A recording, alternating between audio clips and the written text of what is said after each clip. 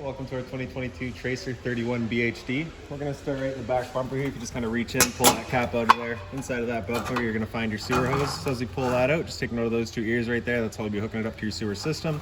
And the hose itself, once fully extended, is about 20 feet long. Just keeping it stored in the bumper here just helps keep any sort of stench out of the unit, keep things at a little bit of pressure for you, and that cap just presses into place. Stepping down the side of the unit, we're going to find this little port right here. So as you pop that on open, you're going to find a little kind of metal tab down in the bottom corner there. It's going to line up with this metal tab here. Just kind of press it in, give it a little 1/8 turn, that'll lock it into place, and then you get the threaded collar in the back there to really lock it down. Following the cord back, you're going to find a standard 50 amp end right there. Now, not all campsites will have that. Some will, some won't. So we do provide you with this adapter here. You can plug straight on into that. And then at the end of this adapter, you're going to find a 30 amp end. Now, most campsites will have that. You can just plug straight on in and you're good to go. Do keep in mind when using this adapter, you've gone from 50 amp down to a 30 amp service, so you'd lose 20 amps of service. And I can go over that just a bit more once we get inside. We do also provide you with a 15 amp adapter, so you can plug into that 30 amp end. So if you're looking to plug in at home to charge your batteries or run your fridge, you've got the power to do so. Up from there, we're going to find your sewer system. So this cap here is going to kind of press it in a little bit, pop it off of there, and you can see it's got the same two ears that your adapter had. So you'll be attaching that hose the same way. You're just going to press it in, give it that turn, locks on, and there you go. On the left, you got a gray valve. On the right, you got a black. So that black valve is controlling your black tank. Gray valve controls your gray tank. Gray tank is going to be filled from your sinks as well as your shower. So typically cleaner water will dump that last. Black valve is controlling the black tank, which is filled from your toilets. That's going to be your dirtiest water. We'll dump that first. Once that's done, you do the gray. Just help keep that hose as clean as possible. Making our way down towards the front. Open up this compartment here, just a little magnetic latch holds it open. And then on the right side here, we're gonna find your water system and, well, really the majority of controls for the unit. So up top, you get the little light there so you can see what you're doing. Off to the left, you're gonna find a solar panel plug-in. Solar panel will just plug into there, automatically charges your batteries. On the right side, in the bottom here, we've got your cable inlet. So just a coax cable to plug into there, fire up at your TV location. Right above that is gonna be your satellite. Same idea, coax cable fires up at the TV. In the center here on the right, we've got your city water connection. So you just take a water hose and plug it into there, turn on the water, and that'll pressurize the lines throughout the unit. To the left of that is your fresh water connection. So as you pop this cap off of there, it's a little bit tight, can't quite get a finger in there. There you go. So you're just gonna take your water hose and stick it into there, turn on the water, that'll fill up that fresh water tank. You know that water tank is full once it starts spitting water out of that vent here, or by watching the monitor panel inside. And then you can see we got a little shower hose down here. So you got this, one of the ends here, this one here, has those two little ears there. Hope you can see them. Those two ears are just going to line up into those little notches there. Press it in, give it a little 1/8 turn, locks it in, then you get your hot and cold water with the little end. You do have a standard garden hose attachment end, so if you're looking to put an end on it, you got the power to do so. This little plug down here, if you just pull that up and out, you can kind of run all of your water lines and anything up through there so that you can keep this compartment closed while you're out camping. To the left of that is going to be your battery disconnect. So you've just got this little keyway right there. So with it out, that's your battery, of course, disconnected. With it in, turn it over towards on, and that's your battery turned on. So if you're ever not at the unit or if you're storing the unit, you just want to make sure that's right off, disconnect your battery from it. On the right side here, we've got a black tank flush. So as you pop that cap off there, you're going to see, you just got that little fitting there. So you take your water, purpose for your black tank flush would be if you've dumped out your black tank, you know for a fact it is empty, but your monitor panel is still reading 1/3 or 2/3, whatever it may be. Typically that's some debris inside of that tank just hanging between the probes causing that misread. So what you can do is just take your water hose, plug it into here, turn on the water, open up that black valve, and that'll just flush out that tank, getting rid of any of that sort of debris in there. Close that all back up. And we'll leave the battery disconnected. So down from here, we're gonna find, first of all, this vent right here, that's actually connected to your freshwater tank. So once that starts spitting, that's when your water tank's gonna be full. Freshwater tank drain is gonna be this fitting right here. So as you open that up, just drains out your freshwater tank. Behind it, those are low point drains. The purpose of those would be if you're leaving the trailer for a little while, you don't want your water going stale or stagnant, you can just open them up, drain the water out of the lines just so you don't start getting that smell. Secondly would be for winterization if you're looking to just get all the water out before you go to put the antifreeze through. And on the left side of this guy here, you got your storage compartment, so that does see straight through to the other side. Close that up. Up front here, you'll see that little red light up on the frame there. So that's just your TPMS sender. So you do have tire pressure monitor sensors in the tires. So that would just transmit to a little handheld unit that you would hold inside of your tow vehicle. Your battery is housed inside of this box here, and as long as you're plugged in through that short cord in the back or your 7-pin to your tow vehicle, that battery is charging for you. Underneath this cover here, if you just push those knobs back, you get access to your two propane valves. And this guy underneath does have a little elastic on it, a little band. So just pull that off and then we can pull the cover up. And then in front here you can see we got the changeover there. So the arrow here is pointing over to this tank here. We open that up, that guy stays green, letting us know we've got good propane. If it were to go red, it's just letting you know at that point you've got no propane left in the system. So at that point you just close off this tank, flip your changeover to the other one, and run off of this tank while you get the other one filled. Up front is a power tongue jack, so on the left we get your light switch, and on the right, up is down and down is up.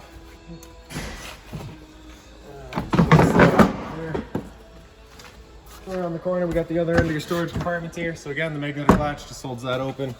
Inside of here, up on the wall, we've got a little light here. So if we turn that over to the left, that's going to be a single function. If we turn that over to the right, we got a dual function. Not too sure if you can see it there, but we do have a little signify up top. You get the little 1 on the left and a 2 on the right. So that's just saying your dual or single function. Your single function, of course, just going to be on. Your dual function is going to be motion sensing, so it'll turn itself off automatically after a minute. Then it'll turn itself back on once it senses motion. These 2 jacks here, just the manual overrides for your stabilizers. And then this right here, we just got your water hose here for you, as well as that park adapter I was telling you about. It's your 30 amp into there, 15 amp to a standard outlet. Up on the wall, that switch here is for your stabilizers. So as you press and hold extend, you'll find your stabilizers come down. Now these stabilizers do equalize, so you can see I can put my foot underneath it and it's not pushing on me, it's just going to run the other side. So it's not going to level, it's just going to stabilize. Once they come down and contact the ground, you'll kind of hear a little bit of a whine on the motor. Once you hear that load on the motor, you're going to want to stop. If you're to continue extending, you can actually strip the gears out of this motor here, and then you render your stabilizers useless. Right here, we've got a little leash latch for say if you've got the dog out, you can tie him down. Making our way back, we got your 2 exterior speakers here. Straight down from there, we've got a power outlet as well as a cable and satellite outlet. So if you're looking to have TV outside, you got the power to do so. Beside that, we're gonna find your exhaust for your furnace. So if you're ever running your furnace, you just wanna make sure that's not blocked off. It does get hot. And towards the back, we've got your exterior kitchen here. So we open that up, again, magnetic latches. 120 volt fridge on the side, so as long as you're plugged in, this guy is going. Temp control's right in the top corner there. Up top of your little storage area here, you get the little light there, the little power outlet down in the back. That is GFI protected. I'll show you the reset once we get inside. And this guy here, you just got the travel latch, just pull it up, slide it on out. And then in the back corner, you get the little latches there as well, just so that it's not sliding around on you. And then in your sink here, you have the same sort of style as that shower that we showed you up front. You get your ears there, you're gonna press it in, give it a turn, it locks into place. There you have it. You get the mobile head here, kind of moves around wherever you like it. The sink does not have a drain. You're just going to pull that basin out and dump it out whenever you're ready. Propane stove here. So you got the quick connect hose. You're just going to pull that collar back, undoes itself, and you can pull it apart. Underneath your stove here, right in the back, you've got that little hose. Same quick connect, just pull the collar back, attach it. And then down below is again the same quick connect with the addition of this valve here. So with that valve closed off, you can operate that quick connect. Once you have that valve closed off, you can operate that quick connect. Once you have that valve opened up, it kind of locks that quick connect in place. Just kind of an added safety. You have to shut it off before you can remove or attach a hose. Once we have the hose attached, then we can turn that on. And we'll come up top to the stove and we'll flip her open. Just get your little wings here. Keep the wind out of there. Then your knobs down here, you're going to turn it over to light. Hit it with the igniter and you can see she fires right up. All right. Now the first time you go to use your propane system, it can take a minute just to clear all the air out of the propane lines before everything fires up. It's perfectly normal. Once we're done, just turn it to off, put these ears back in, hold her down, close off the flow of propane, pull that guy out of there, put that dust cap back in, undo it at the stove, and then I just like to connect the hose to itself, just ensures that absolutely nothing's getting in there. We'll store it in the sink there. And this guy here, just gonna push it in, get that 8th turn, pops on out of there. We can undo our travel latches, or I guess our locking latches really, and slide it back in. And make sure that travel latch gets back in there. And there we have it. Close that back down.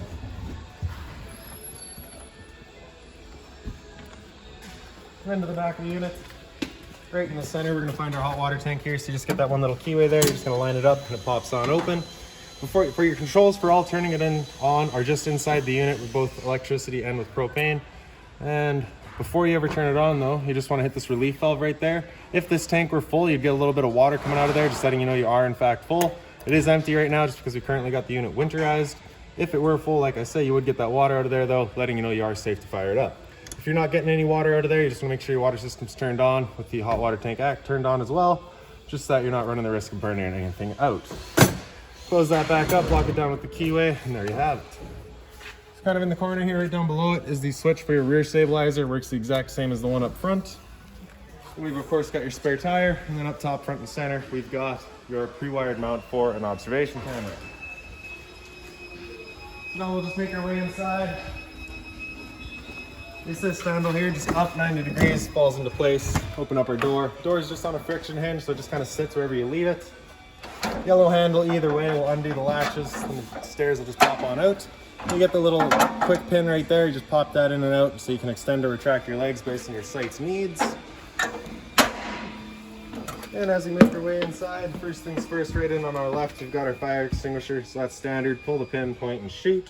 Up from there, we're going to find all of your light switches on the left here. Actually, before I go through those, I'll go through this one right here. This is our dual function switch. So here you can see it. We've got that one on the left there and the two on the right. Dual function would be the two, so that's going to be motion sensing. So as soon as we open up the door, come by the entry door, that guy will turn on for us. This switch on the left here does the rest of your interior lights. Switch on the center left, I believe, is your awning light. Center right is going to be your speaker lights. And on the far right is going to be a scare light up front that we'll show you in a minute here. For your slide out, you're just going to press and hold out, and that slide will make its way out. It is a cable style of slide, so it is a little slow, but it is also automatically squaring. So once it's open, you know you're pretty well set.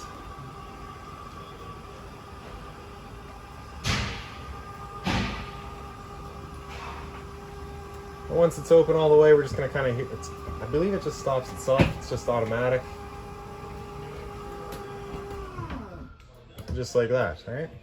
Then your awning switch is on the left here, so press and hold out and that awning will make its way out as well. Once that awning's opened up all the way, we're gonna see a black flap come down as well as the black of the metal tube. Once you see that, you're gonna wanna stop. If you were to continue extending, it will actually wind itself up backwards, in which case our fabric will be underneath our tube, allowing it to then hold water, accelerating the growth of mold and mildew.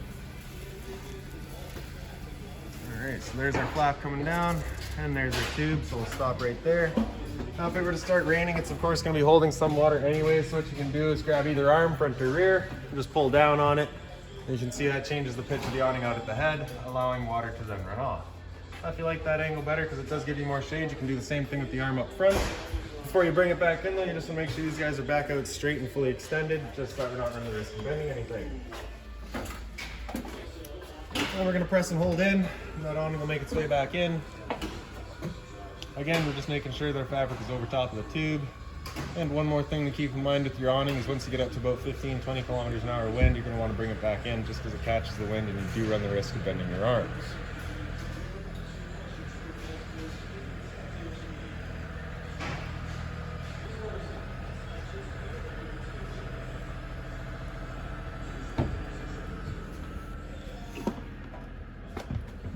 All right, so a little bit out of order here, but we're gonna have to just come around into the kitchen here and open this up just to show you this sticker right here. So you get a little password there as well as a device name and a barcode. If you're to scan that barcode and go into the Lippert One Control app, you can actually download a little control board in the app that allows you to run and control all of these switches here.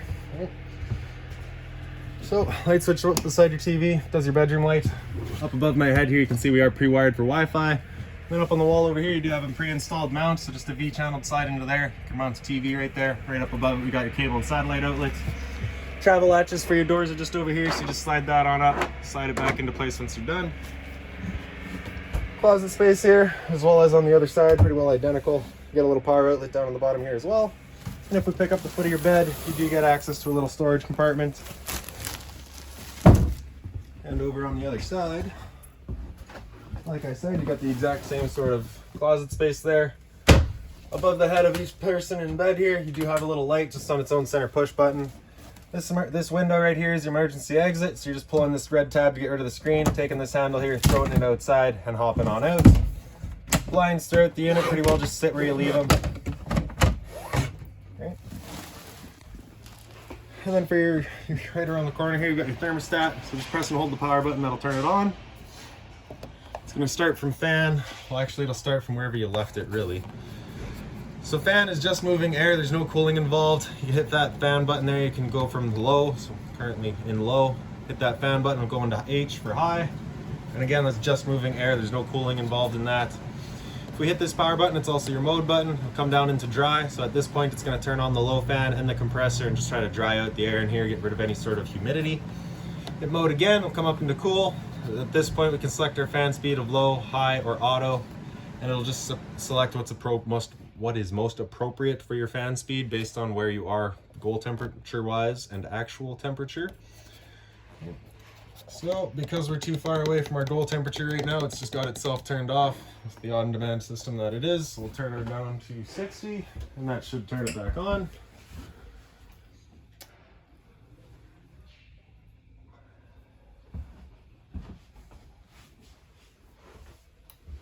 There we go.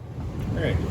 So with your air conditioner going, you basically got two different options. You can have this louver here closed, in which case we're using all of our ceiling ducting to move our air, or you can open it up and it just dumps all of its air into the living room here. So when you first get out to your campsite, you want that opened up, cool off this area as quickly as possible, then you can close it off and start moving the air throughout. So after cool, if we just hit that mode button again, come down into heat, turn off the air conditioner and turn on the furnace. So there's no selection for your fan speed here, it's just automatic, it just goes and tries to heat. Temp selection is just with our arrows. The furnace is going to be moving its air through kind of all these little portals that we have up on the walls throughout the units. Now the first couple of times you use that furnace, you may get a little bit of a smell throughout the unit. It's just a new furnace smell, it's perfectly normal. Nothing really we can do about it, just let it run, open up some windows, it'll clear itself off. After heat, you hit mode again, it'll come down into fan and it just cycles back around. To turn it back off, just press and hold the power button and she turns off. So you get your power outlets here. Right behind it, you've also got a cable and satellite outlet, and below that is your antenna outlet. You have a little button right beside it as well. You can see that little green light there. A green light on just means your antenna's turned on. Just a little button there for on and off. For your TV, you do have the travel latches here. And then once you have those out, you can just pull it out, point it wherever you like it. As you can see, we are on a mount. Once we're done, just push it back tight to the wall. Pull those straps around and strap it down.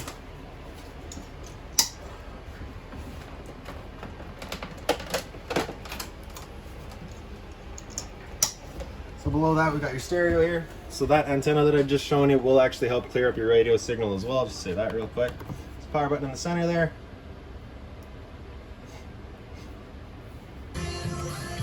So zone 1 is your sound bar itself. Zone 2 would be your outside set of speakers. You can turn them off individually. You get your volume and your mute there. Mode to cycle through everything else. So auxiliary in the front here. TV, which would be through the back of the unit. And then just kind of everything else becomes available as you connect it up. On the left side of the power button, we've got your select. You can get into all your settings there. Then we get your seeks and your pause and play. Turn it back off with just the power button there. Below that is a little bit of storage space. And then we'll come into the kitchen here. So you do get the folding cover there. It is stainless. If you need to put a hot pan on it, you got the power to do so. Mobile head, hot and cold water, of course. A little bit of storage down below, just being mindful of our drains and our water lines there. We, of course, don't want to be breaking that. Drawer space here. So this is that monitor that I told you about outside. You just have this plugged in inside of your tow vehicle, just letting you monitor what your tire pressures are doing in the trailer. Then up top here, we've got your microwave. It's pretty standard, just like home. Not much I can teach you there. Below that, we got your range vent. So you get the fan here, as well as the propane, as well as the light. So of course, propane stove is putting off fumes whenever you're using it, so you just want to make sure that fan is turned on, evacuating said fumes whenever it's going. To turn it on, you're just going to turn it to the little flame there, hit it with a sparker, and as soon as it clears the air out of the propane lines, you can see she fires right up. Once we're done, just back to off, and close her down. And the knob on the right is for your stove, so turn it over to that little light, open it up, hit it with a sparker, and then you can see right in the back there, your pilot light gets going. Once that pilot light gets going, you just want to hold the knob in for another couple of seconds, and you can release and the flame will hold itself. Turn up to your desired temperature, and she fires right up. Once we're done, we can turn it down to just pilot light and hold just the pilot light for you, but if you're traveling or leaving the trailer for a while, you just want to make sure that's right off. The switch on the right side here, go up to the single function, does just the lights there, just the knobs, sorry. Turn it down and you get your knobs as well as the stove light. Down below that, we got your converter, so just press it on the top side there, pops on open. Get all of your breakers down the left here. Whenever a breaker breaks, it's gonna sit in the middle, so just turn it off and then back on. Then on the right side, we get all of your fuses. Whenever a fuse pops, you get a little red LED right beside it, letting you know exactly which one went. Then we got your fridge here, so the freezer up top, temp controls right in the back there, fridge down below, temp selection across the top. This is a 12-volt fridge, so as long as your battery is charged or charging, it is going for you. Then down below is just kind of a return air for your furnace. Just want to make sure that's not blocked off. And we'll just go through the slide real quick here too. So we have your dinette area here. So the table just kind of flips on up. Then you can remove the legs, and you see you just got the little stands there that the table would sit down onto. You take this cushion, that cushion, and this center cushion to fill in the dinette and create another bedding area. The light here, just on its own center push button there. And then for the sofa, you get your light up here, and I believe it pulls out as well. So just get rid of our cushions here. Grab this handle in the center, up and out, and flip that foot over. There's your bed. Once we're done, we're just taking the foot and flipping it out, and then up and in, and put our cushions back down. Super simple, excellent little couch.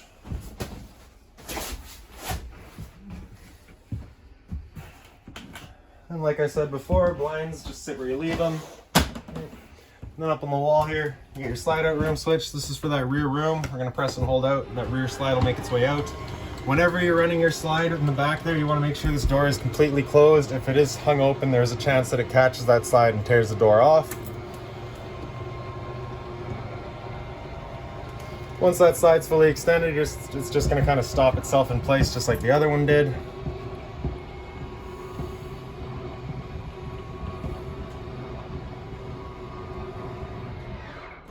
And there you go. The light switch down below it does the light back there, and then we can make our way through here. So once you get back here, you're gonna find the two little bunks on the side here. They are on the little travel latches here, so you can lock them down if needed. I do recommend you travel with them down, just because they are a bit nicer supported that way. Get the other bank down below it with a bunch of storage down below. So the TV bracket would be right back here. Power outlet and cable and satellite outlet for it. Same emergency exit back here, so just pull the red tab to get rid of the screen, take the handle and throw it outside. The blinds here just have little velcros in the back, so you can kind of fold them up to open them up a little bit. A little bit of storage space here. Same sort of blind up here, just got the velcros. And then there's also two lights up on the wall here, just on their own center push buttons. Power outlet, USB outlet, and then of course the bunk areas. Above my head here, you do have a roof vent installed right now, so that just opens up, super simple. However, this is pre-wired for an air conditioner. So like I said outside, with that little red adapter, you're going down from a 50 amp to a 30 amp service, so you'd only have one of the two air conditioners. With it being a 50 amp unit, if you were plugged into 50 amps and you had a second AC installed, you could actually run both air conditioners at the same time. And then we'll just make our way into the bathroom here. As we come in, the lights, these two lights are both the same sort of dual function motion sensing lights that we had up front, so just make sure those are in the right setting. Up on the wall here, we've got your water heater controls. So up on top, we've got your water heater on propane. Let's turn that switch on, it'll fire up on propane. If that little red light there would turn on, it's just letting you know it hasn't fired up. At that point, just off and back on to reset it. Down below is the switch for turning it on with electricity. And then below that is your monitor panel. So in the bottom right corner, we got your water pump switch. Turn that on, turns on your water pump, drawing out of your fresh tank to pressurize your lines. Then for your monitor system, we get battery in the bottom corner here. So you can see we're currently C for charging, G would be good, F is fair, and L is low. For your fresh tank, as you fill that up, it'll go to a third, 2/3, and full. Same idea for your black and your gray. Get your toilet down here with the flusher front and center. Up on the wall here, we got a GFI protected outlet. So test on the left, reset in the center. So if you ever have outlets that don't work, it's the first thing you should check. Hot and cold water, of course. A little bit of storage down below, just be mindful of our drain. Then the medicine cabinet. And up above that, we got the little roof vent here. So same thing, just gonna turn that knob to open it up. Just get the addition of the fan here with the switch in the corner. And then in your shower, you just have the travel latch on the left side here, so we'll slide that up. We can slide our glass doors, and then you see you've got hot and cold water with the nice stainless head. Super simple. Now, lastly is going to be our smoke and LP detectors, and so they are just by your bedroom here. So we got your smoke detector up top.